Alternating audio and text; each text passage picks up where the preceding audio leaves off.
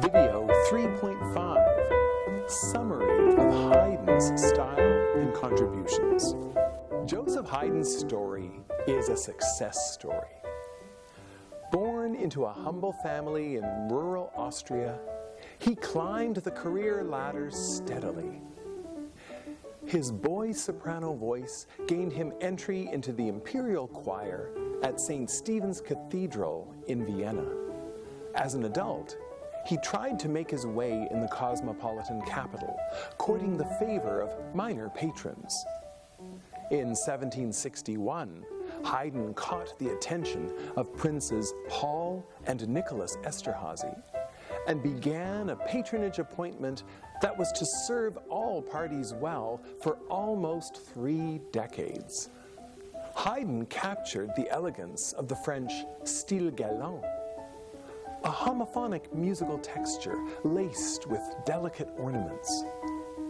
It was music befitting patrons whose court was sophisticated and pleasure-seeking.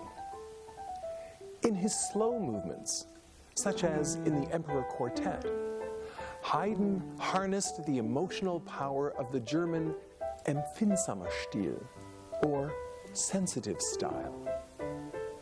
Listen again to the stirring theme of the Emperor, how, in reaching up for the climactic notes, the emotion is barely contained before it recedes gently.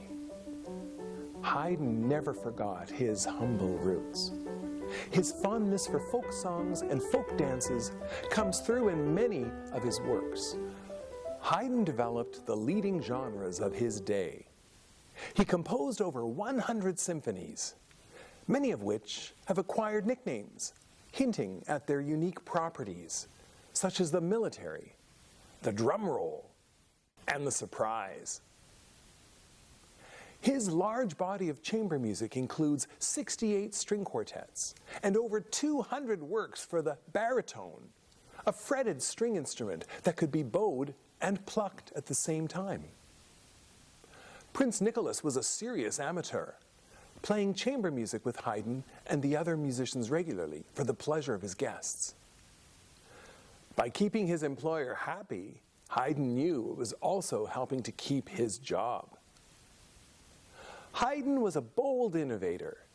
He contributed to the development of sonata form, often crafting his expositions out of a single theme.